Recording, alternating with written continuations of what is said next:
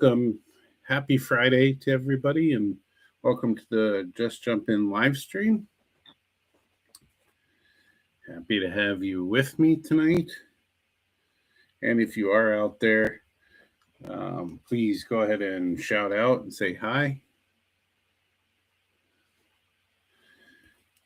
And we'll get started here. Very interesting. Okay. So, hope everybody had a good holiday, whatever holiday you celebrate. I hope it's a good one. And I hope you're looking forward to the new year.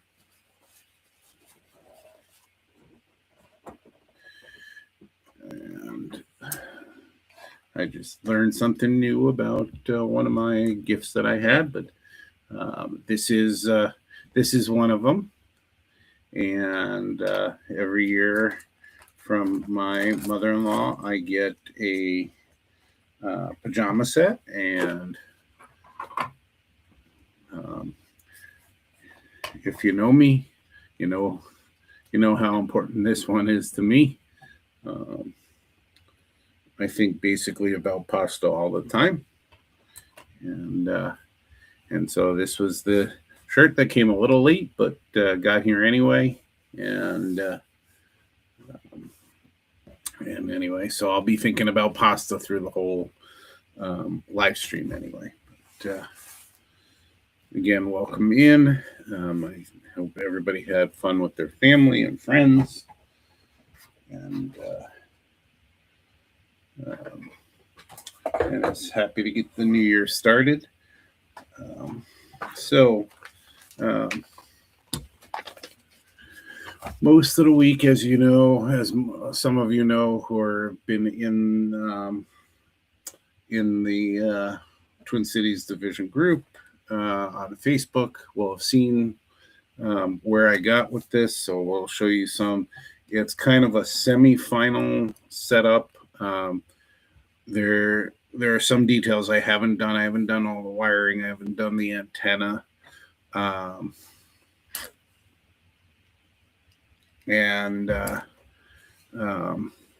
that I suspect I'll do, when I get to the layout that this is going to be on. But here it is.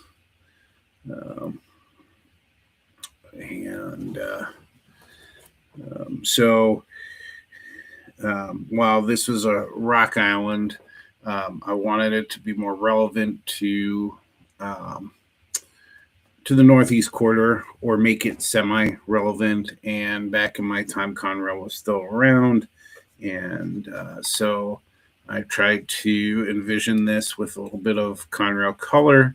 The Conrail color was from Banter that I used. It's their Model Flex paint. And, you look at pictures all the time.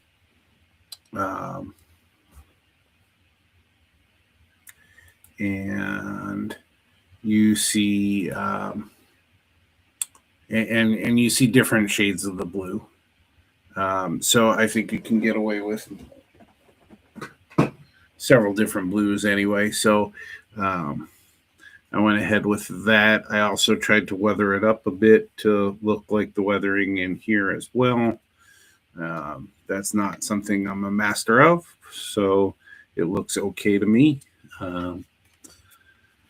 The windows I needed to 3D print, design and 3D print, because like Tichy and Grantline didn't have this style window. It's a double hung window with just single pane windows.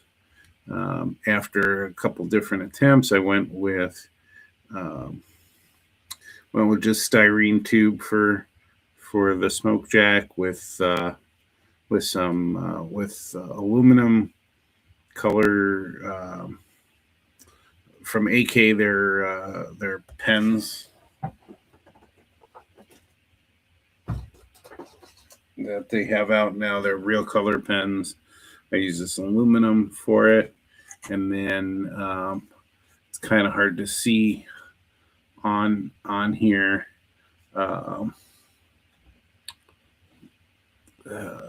But I weathered it with some weathering powders with some grime, black grime weathering powder. And the roof is sandpaper. The rest of the roof is 3D printed. And it's 3D printed essentially in 5 parts. So the bulk of the roof is all one part. Then there's on each side, there's a side panel. Because this looks to me on here like wood. The roof actually looks much more like wood than I did. And this looks like an extra panel of wood on the end here where the name is. So I printed out the extra panel and glued it on, and then I printed the name of, it would help if I had this on camera. So I printed the panels out, and then I printed out Metuchen, which is a town along the Northeast Corridor, a couple towns away from where I grew up, and added that. And then I ended up 3D printing this door. I'm designing and 3D printing this door, this kind of garage door here. I extended it out a little bit, and it's tighter up here and looser. There's some gaps down here, and that's because of this car. It was essentially kind of bent. And then a couple other details I added. Well, this one was kind of a veneer that I had lying around, and it seemed to fit okay. It looks a little large, but this to me, it's hard to tell. Again, we'll try and focus in on that. It's a little hard to tell, but these have like hinges on here. So this looked like wood doors on there to me.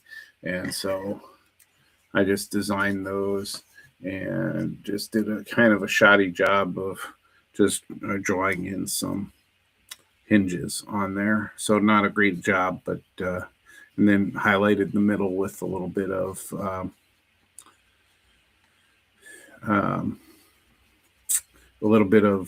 taco sauce, the Tamiya panel liner. So welcome in, Gopher Girl. Hi, Mom. We're supposed to get some snow in a couple days, Mom, but we had some rain overnight, and so there was some slickness today, but not too bad. Hey, Randy, welcome in. Nice to have you in here. Another detail here was a 3D printed design of mine to match this box, or kind of look like this box. I wouldn't say match it, but looks okay. And this is a Tichy door that I had lying around that was most closely to this door. And then this is a meter, 3D printed, found on probably it was one of, I think it was on the Bamboo Labs, their marketplace, but I think he's got stuff on Thingiverse and others. And so I had to print this with like a 0.2 millimeter nozzle, print it really fine. And then I just did a little bit of coloring again with the aluminum marker. And then I used for this, I used this artist marker from Shuttle Art. And it was WG warm gray. This is a cheaper version in Amazon version of Copic markers, which are a lot more expensive, but this works just as well. And so that's where I got the dark color from for that meter.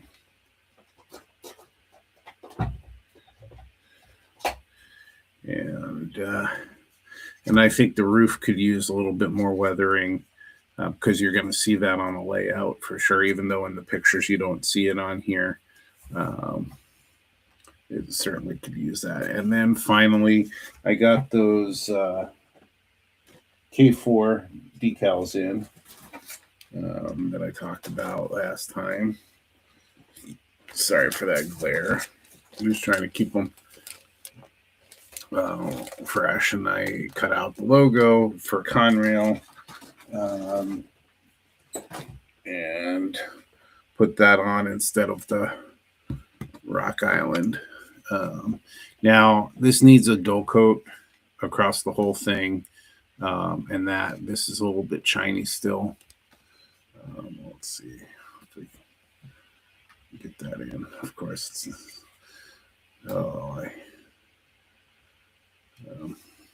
it's much clearer than that. Sorry, I can't get a great picture of it, but it came out okay, and that's just a piece of styrene. That's just I painted the Conrail blue, and then the decal's a clear decal with the Conrail name and logo on there. So this was a fun journey, this one, and it'll be fun when I get it on the layout. What I didn't realize at first, I just didn't see it, and I don't know if you can see it on here. They actually have a cut in the roof for the antenna. So I will, I'll certainly attempt to make that cut along here, in here. I could reprint this.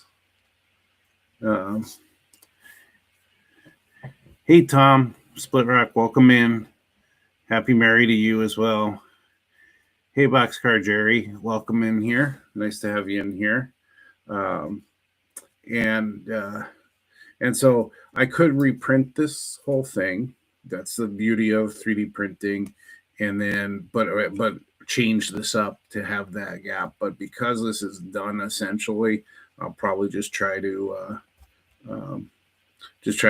cut into it and make something of that. And then this is just super glued onto the roof of the car. But like I said, Model Railroad magazine gets a lot of flack from experienced modelers. They think it's for beginners and they don't really like it. Plus, it's got thinner over time. This one is older. This one is from January of 2005. But it was just something that was inspiring, and I wanted to see if I could do it. And to my shock and awe, I can actually do it. And so this was a really fun project, and it didn't take that long to do. So that's what I was finishing up. And like I said, I know some of you who are in the Twin Cities Division group have seen the pictures and everything, but I wanted to make sure I brought it on here to show everybody as well where I got. And so this now officially does not have to sit in my blue bin because this one is essentially done. I did have a picture of it. If you go into the Twin Cities group, a picture of it on my current layout. So there's a spot it fits in just fine. And so it'll sit there for now.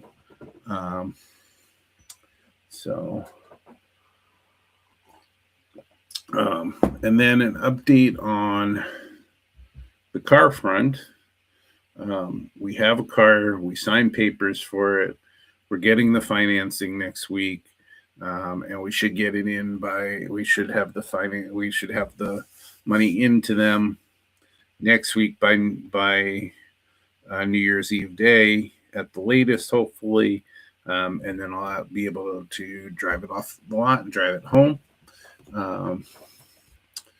What was nice when we went to go handle that today is it was not too far from Scale Model Supply. So for the first time in a long time, I went in there and picked up something I wanted to try that I saw online. There's all kinds of things you can use for rust, and I've used a bunch and talked through a bunch that I've done before from a bunch of products. Where is it? So I've done it. I've done it with pencils.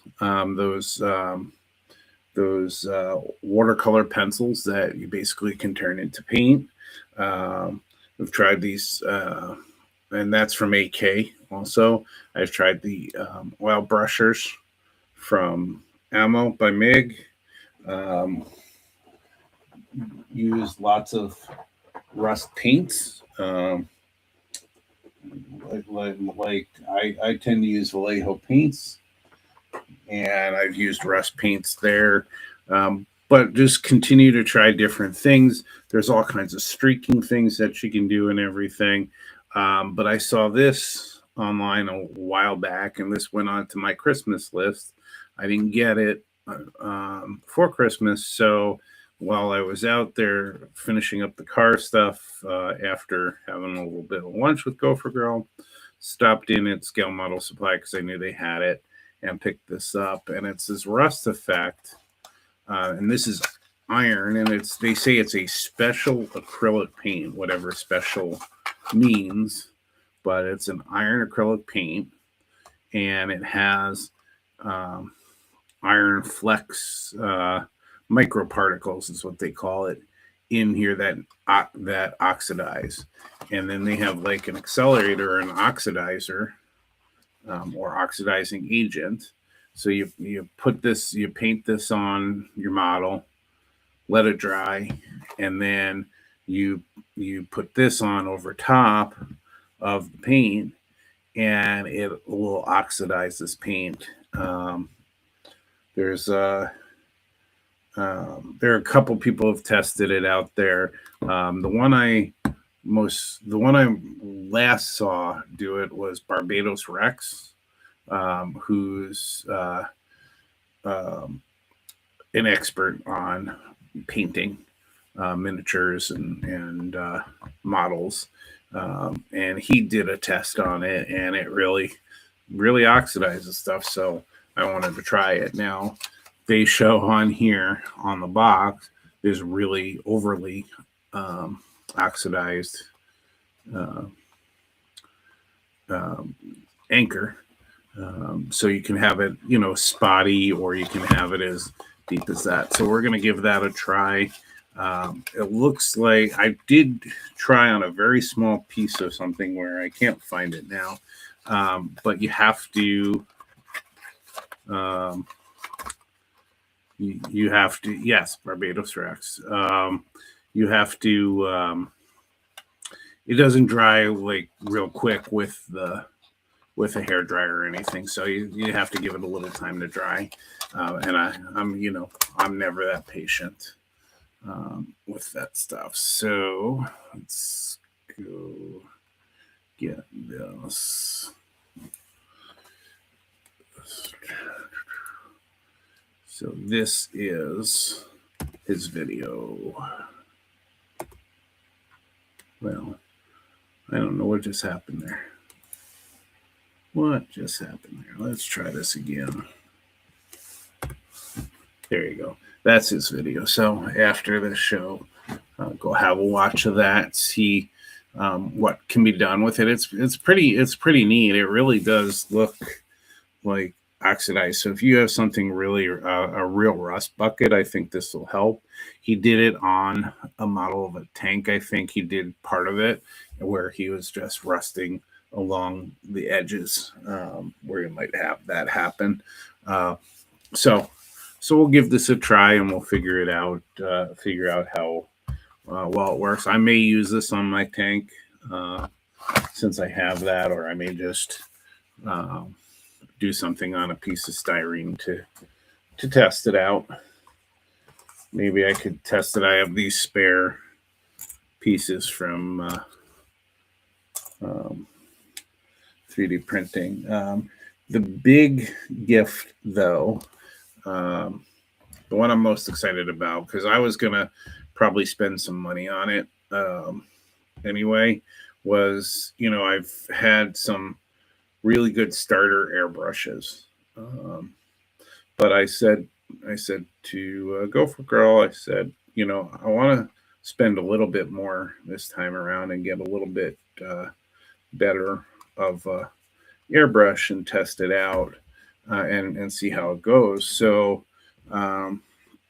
this Evolution CR Plus from Harder and Steenbeck came out last year, 2024, and is another one. It's a step up from what I've worked with. It's not their $400 and $500 airbrushes or anything, but we'll see if my work is any better with this or not. I'll still use the Beauty airbrush compressor here that I've been using for years, and I still have the other one that I could use with it too, and we'll give it a try. I did just do some real quick practice,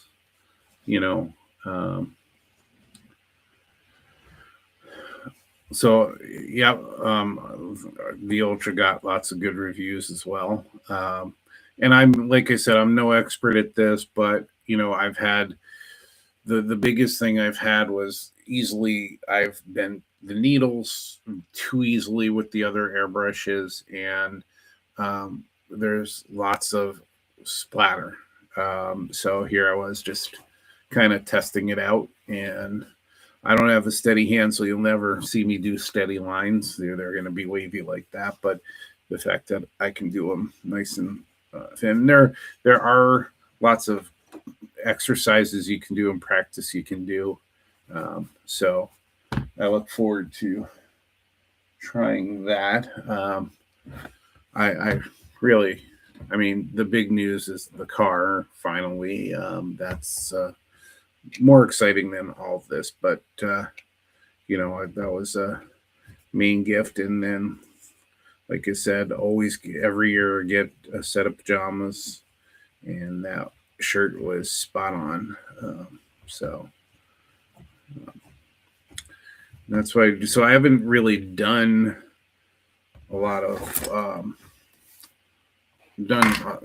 too much modeling this week or anything, and it's really, we're still getting used to the new way of things with Gopher Girl's little adventure to the hospital and everything. But the outlook is really, really good.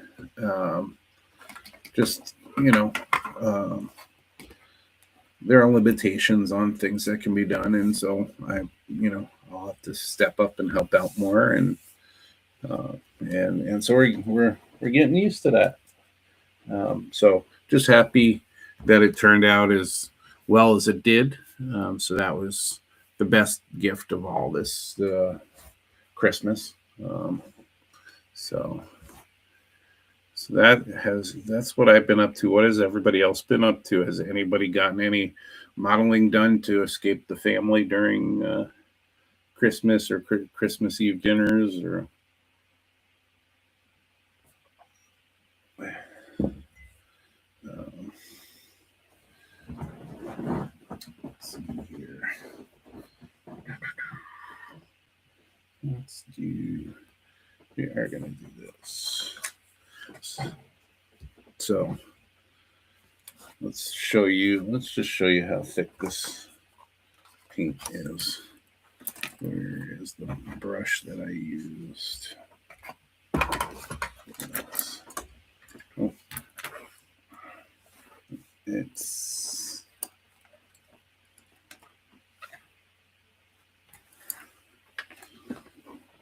this one.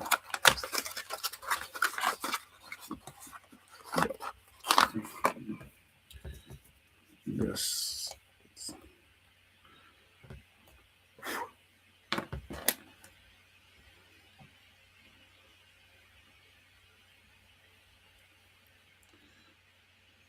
I don't know if you can see that real well, but let's see. It's dripping off. It's that thick. So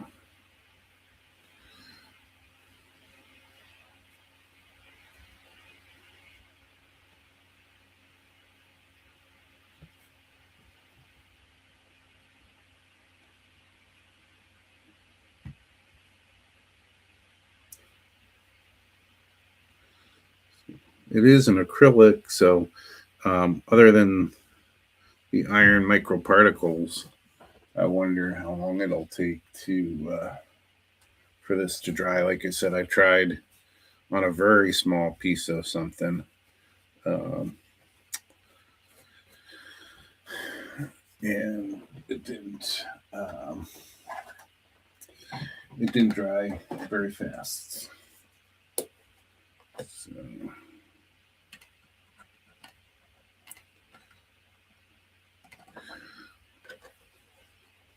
It's just a little bit of alcohol. See how well this cleans up.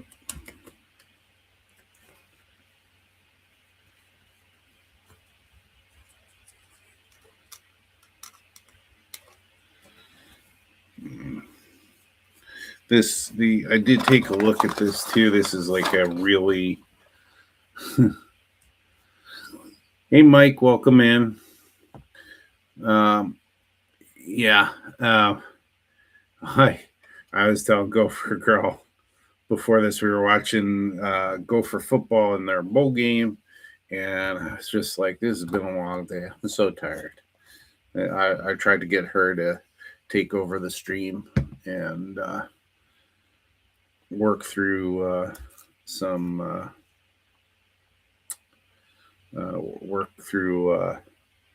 some of her Legos or something, or have a different kind of stream. But she said no, because she's still watching other bowl games. Well, let's see if I don't know if you could see this, but it's this. It's a pretty because it went through there. Let's see here. Let's do it on here.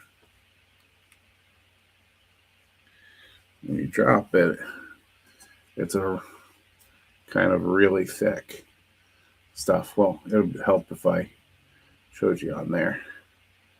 And whatever is in there, it agitates the iron, I guess. This is a pretty beat up box. This wasn't open, but I think this was opened. But it's pretty full anyway, because it's dry around the edges. But that's fine. And so, but that'll have to dry for it to work. When I tried it on the other one, it didn't work well because I didn't let it dry, and so it didn't really do anything. But you're supposed to be able to see the oxidation pretty quickly. Start up.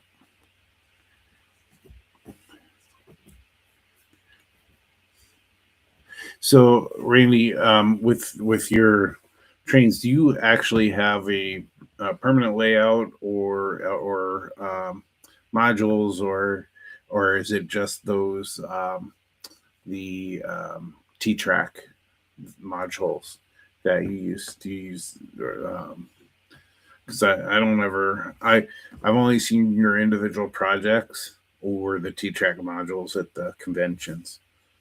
So wondering what you have for a layout. And Mike, have you gotten started with your layout at the cabin?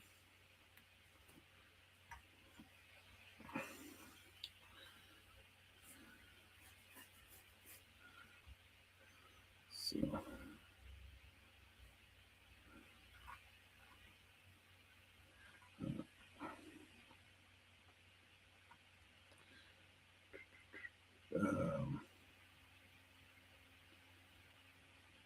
And Jerry, you just put out a video. I haven't watched it yet. It's in my queue to watch. But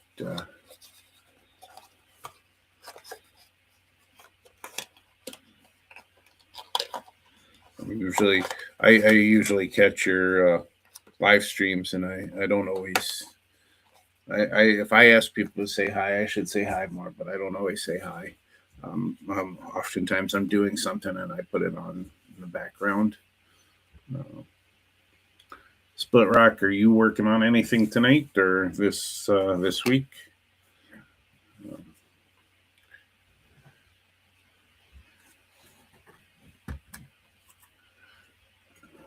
And are you working this week too, or you have some time off for the holidays?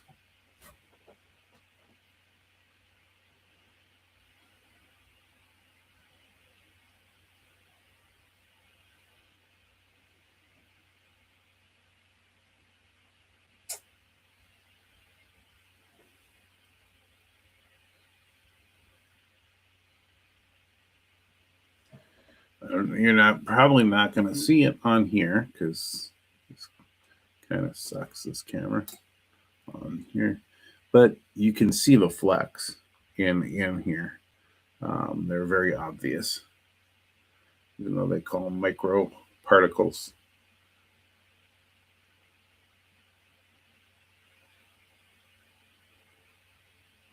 But that's going to take a little time to dry.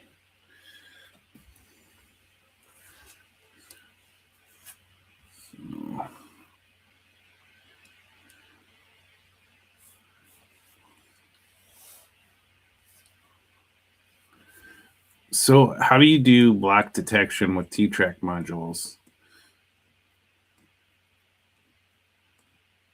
Yep, you're still working through those on. So yeah, we got obviously get Thursday off, but I took I took today through the 2nd, so through next Friday off because I almost always screw up and I take time off right before Christmas or leading into Christmas, and then I never have time to play with my new toys. So now I have time to play with my new toys.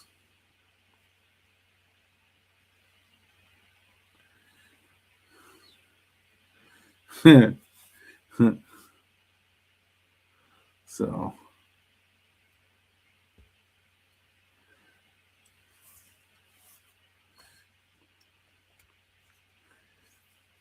I suppose you need a little heat to work in the train shed, but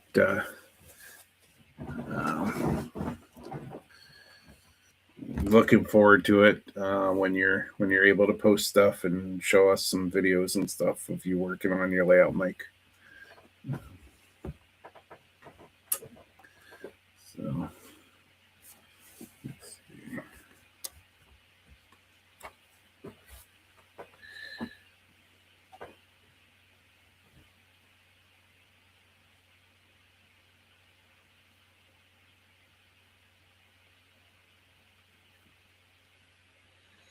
see, here I am. I'm so impatient. I'm really anxious for this to try to work. I mean, so to dry. I mean, so I can try that. And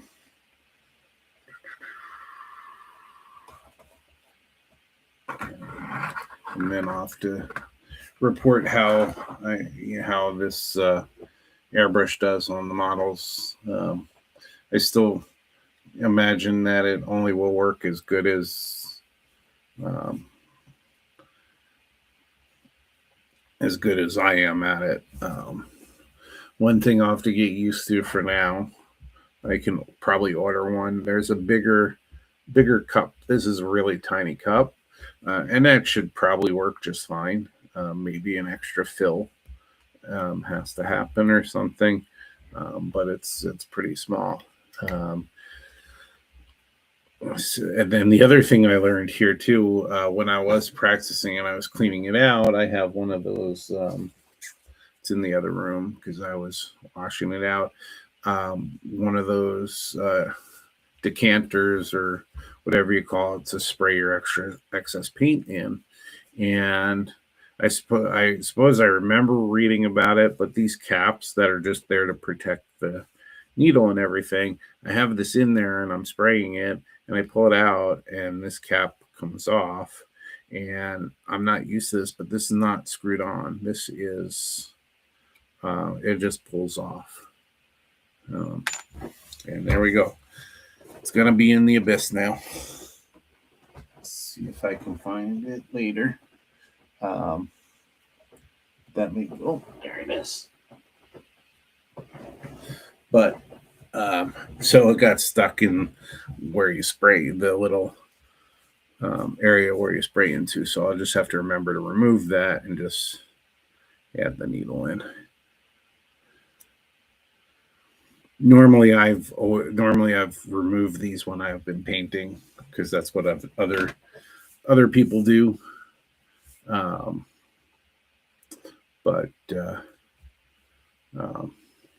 Yeah, so I learned that today. And there's nothing I would say different structurally from other airbrushes. So when you're pulling it apart to clean it, it's all the same thing. There's no mystery behind that, but I just want to see if truly cost matters. This is a double action. So you press down for the air and you pull back for the paint. So excited to work with this one more. And this week we'll see what we can paint. And then we'll try the rust effects. The only other, I got also a bunch of 3D printing accessories for the printer, and I got some filament, which I could always use. And then also I asked for this paint set. This is a weathering paint set, and I'm most comfortable with model air paints. I've tried the Tamiya now, and I like those, but this one has a lot of paints that I already, that I have, but it's a full set. One of the ones I'm, let's see if we do. Sorry, I want to see if this works better. This has one that's skin tone, so after doing the clinic, after doing skills day, I'm more interested in painting figures now. So we have the skin tone there. And then, there's, I'm interested in finding out what these look like too from from a weathering perspective, because you have this rust, but it's a metallic. And I don't know if you can see it. I'll try adding this light. I think the light's a little too harsh. But it looks very metallic, so I don't know what that's going to look like. And then there's this black metallic, I think is probably going to give you the same effect. Again, you can't see it very well, but there is quite a bit of powder up here. So it's like this dark metallic look. I think that's what this black metallic would do. I think it would be the same thing there. Then it has some earth colors, sand colors, and then it comes with a bottle of matte varnish and glaze medium. And I think I have a bottle of the matte varnish that I was trying, because I'm just trying different ones. Basically, I've been using, except for the gloss coat, which had a small bottle of Tamiya. I've been using, I also have the gloss here, but I haven't been using this one. But I have satin and matte, with this this Rust-Oleum 2X Ultra Cover.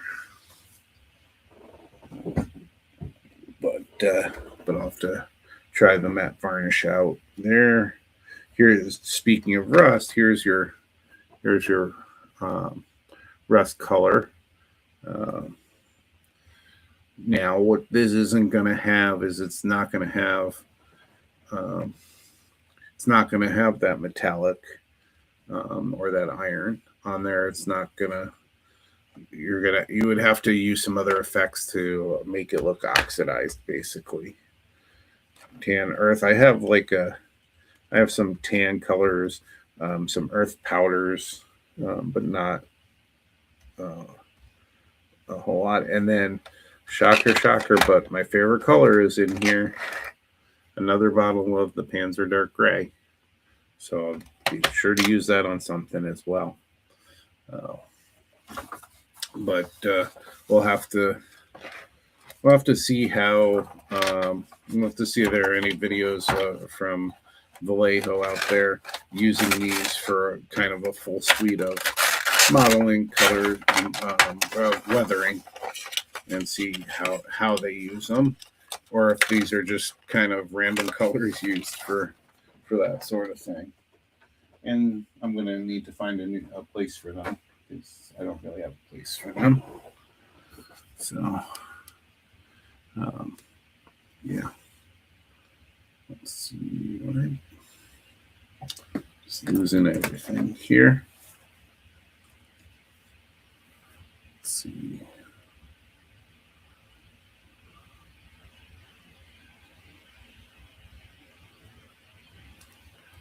So, and the directions are really basic too on here, and they're just on the back of this. I don't understand why this is. Let's see if this.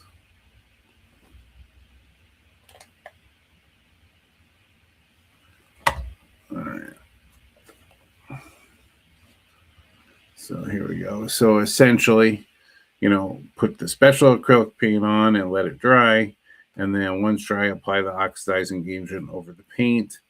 And then let it sit for a while to see the final effect. So one of the things is you can start to see it happen, but you want to wait for it. It says that you can dilute it with water to achieve a subtle or more subtle results. And then it says it can be completed with pigments or other products to obtain greater chromatic richness. So then, while this one is a special acrylic, again, whatever that means. This one has a different kind of warning on it. It says, it says, instead of eye injury, which is what you usually hear, this one says causes serious eye damage. Very toxic to aquatic life. Toxic to aquatic life with long-lasting effects. So I want to know how they figured out how this is damaging to aquatic life with long-lasting effects. I wouldn't want to be that test fish. But it doesn't, and I mean, essentially you could use it. I'm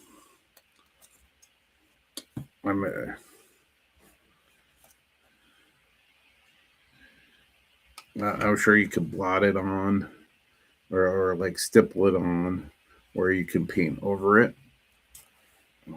So we're going to take a look.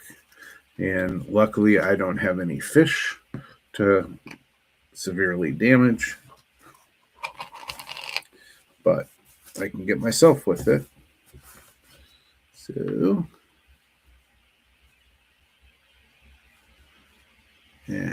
you can see some of that's still not dry. So once again, I'm trying too hard. But with some of it that's on there, we'll see if any of it starts to oxidize at any point. And I'll do a bigger test of that. But yeah. Let's see here. I'm just too impatient. I need more patience. Need more patience. I say that as I go put this on. And again, it looked like it was dry.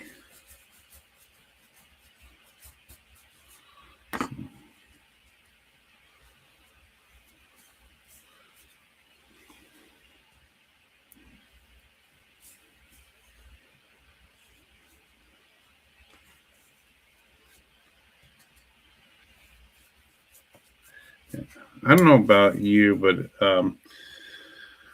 I know some people say buy really good brushes, but I think if I was really painting stuff, I'd buy really good brushes. But I buy cheaper brushes, and I run through them. And long term, that's more money. But if I can get $10 a whole bunch of brushes, then I don't mind using them for this kind of stuff, which like ruin them. Where are you? So back when I was doing the tank and adding this thick mud, which has got to be literally mud and paint and thick paint, so thick that this is really, really thick in there. Those brushes aren't going to survive anything. So, but I didn't mind that kind of thing. That's one thing. I'll buy super cheap brushes, and I have a couple of really nice brushes or nicer brushes that cost a little more. So I do take care of those. One of them is I'm trying to get this really, really fine work. So this one was a little bit more expensive. One of those that you buy individually instead of in the packs. But for really fine detail. So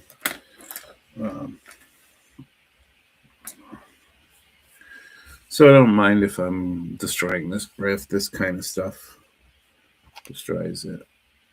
Let's see here.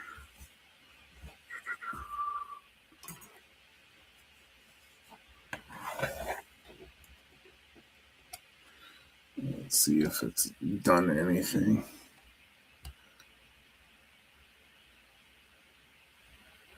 It's the only thing I can see so far is it's slightly changed color up in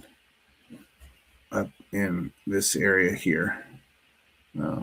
So again, that's something I'll work on and test out.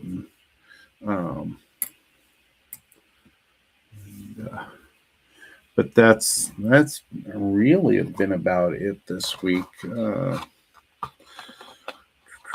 I was trying to get all my work done. Trying to do, 2 weeks worth of work at work before my time off. But I'm one of those guys. I'm a pretty replaceable guy in the position I have, so I'm not worried about anything happening. I've got people who work for me that are very good at their job and basically could replace me. So, I mean, it's not a good outlook, but I'm not worried about work at all because it'll all be there when I get back and nothing will happen. That's And I see stuff all the time too, because as much as I hate it, they gave me a company phone, but I had to have it around. So then I had to have two phones. So I was like, no, forget it.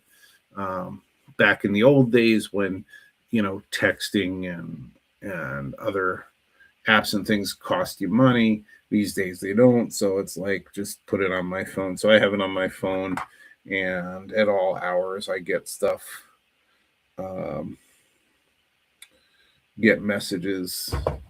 Uh, um, and so I don't love to, I try to ignore it, but it's always there. So if I have to jump in, I can jump in and stuff, since I work from home anyway. But I'm gonna try and focus on model railroading for the rest of the next 2 weeks, or next week, I should say, as we hit the new year, and hopefully this beginning of this week I'll be able to pick up that car and be able to go back to the hobby shop on a regular basis. But that's about it. I was going to practice spray painting on. Maybe I'll do that. I have all of those underbodies that I was testing and making and printing, and I have all of these. So I have plenty of subjects that I can, because I don't have any projects to paint right now, so I could paint these. I could test this out and test it out, and on all these underbodies, and then see how that goes. Use up a bottle of my favorite paint, and that's the paint I'm going to use. That Panzer Dark Gray is what I'll use for the bottoms of the underbodies anyway. I'll print them in black, but then they'll lighten up a little bit with the Panzer Dark Gray.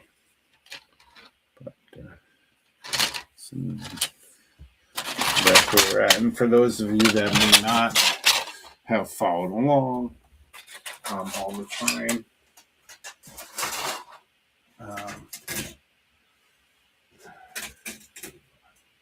I'll show you basically what I've been working on. So I bought a bunch at a train show. I bought a bunch of Horizon undecorated cars, and for my era, and I'm doing Northeast Quarter, New Jersey Transit. And so for my era, they moved into these cars with the center doors. So, I've been working on getting the center doors in each of them, and I'm trying to 3D print everything and design it. So here is, I did a cab car that's mostly done. I still have stuff to finish up, but these parts in here are all 3D printed. These are not, the trucks are not specific to these cars, but they're 3D printed trucks, and they look pretty good. So I'm sticking with those. There are Katie couplers on here. The cab car has a lot more detail, and that one is not up here with me. But this is still the underbody that came with it. And so I've been working most recently on the 3D printing the full underbody to have it essentially scratch built. So this is another one with all the parts 3D printed, except for there's some piping or wires in here that are styrene, and these are K&S music wire. These are styrene. Oh no, I'm sorry. These are 3D printed. I ended up getting those printed with holes in them successfully to get the wire through. And this is the latest 3D printed version, with some of the pieces that you can see here. I'll show you this one. So we have this transformer, we have the center sill and the support sills, center control box, the air conditioning unit, another control box here, the air cylinder as well. And then I have yet to put those on here. And then I did get they're just slightly off on where I added the sills, because when I printed this, or the support sills, when I printed this, I printed it all as one. And that's the idea, is to put the component parts together and print it all as one. There are some problems with printing on a FDM, which is what I have, the filament printer. So when dealing with supports, it ruins detail. So this detail got ruined all in here, and this on here, because it was on the build plate like this, with those down. And so I have to figure out I can print it like this, but the trouble here is the supports in here are thick and can be damaging to the whole print, trying to get those off, unless I use two incompatible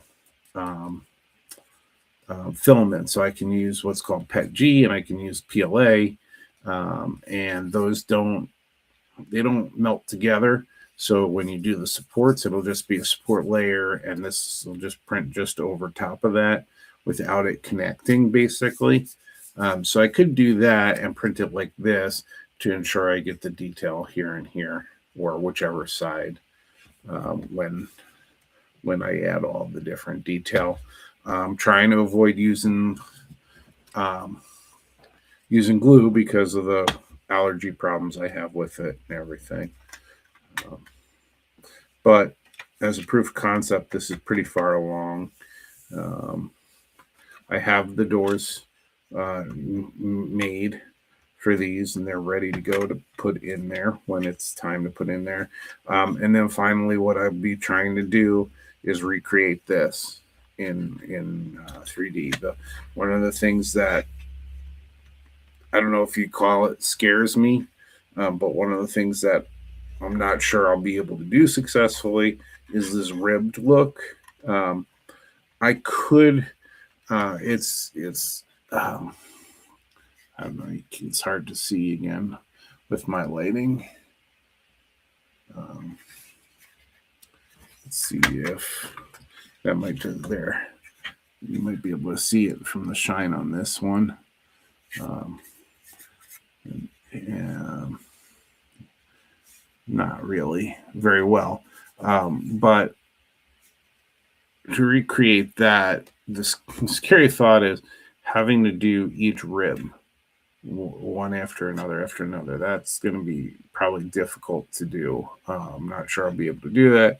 And getting some of these vents right, and some of where these edges are, I think I'll be able to handle the side pretty much. And it'll be nice. It'll be much nicer than me having to cut these out. Now, I've done a better job than the cab car, but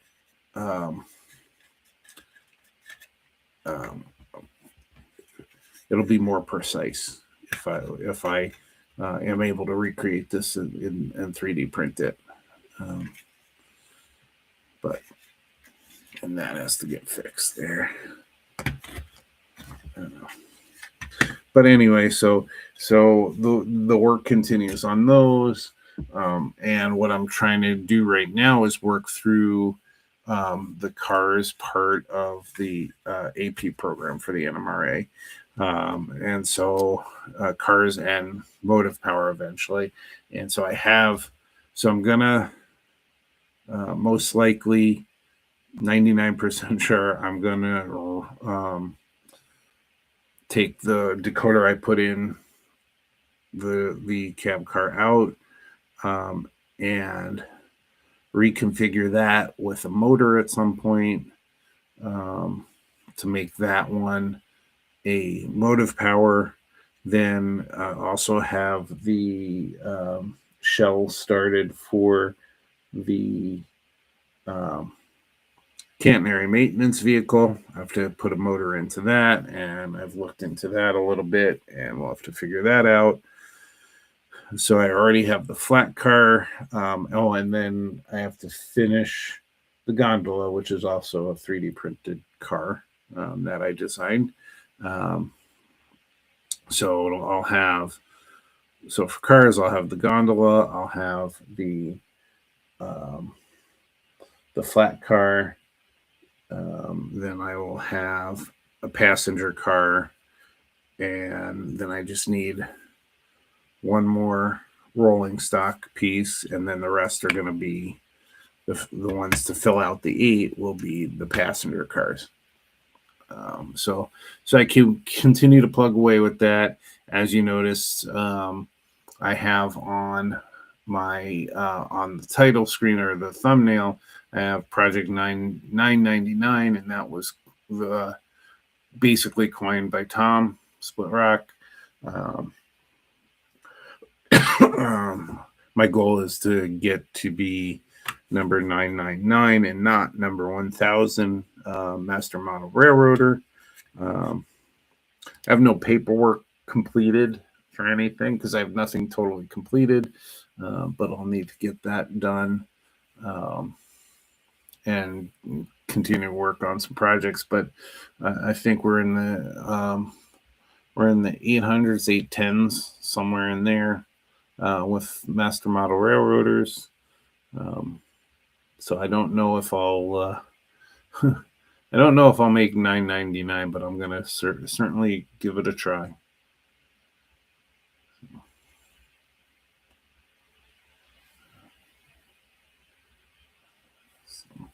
Well, with that, and as Mike mentioned, it's pretty late on the East Coast. It's like the next day for those of us, those of our friends overseas. And it's getting pretty late here. It's 9 o'clock Central Time, or just after 9. And so I am going to go ahead and call it for the evening and thank everybody for joining me and kind of having a little, even though I don't love to do a gift reveal or what I got for Christmas and stuff. I did a little bit of that. But anyway, I didn't get to give a toy this year. There are 2 places that I could do that. I generally do that. That's with our realtor who puts on an event every year, and with our Christmas party. And so I try not to boast about what I get. So I apologize if I boasted a little bit. I'm just excited to get back to model railroading after a pretty trying December. Anyway, as I always say, just jump in, try something new that you've never tried before and that you kind of want to try. Just jump in and try it, because you never know. You may actually fall in love with something like I did with model railroading. So everybody have a fantastic night and fantastic weekend, and I'll see you back here in the new year. Have a great New Year's, everybody. Bye-bye.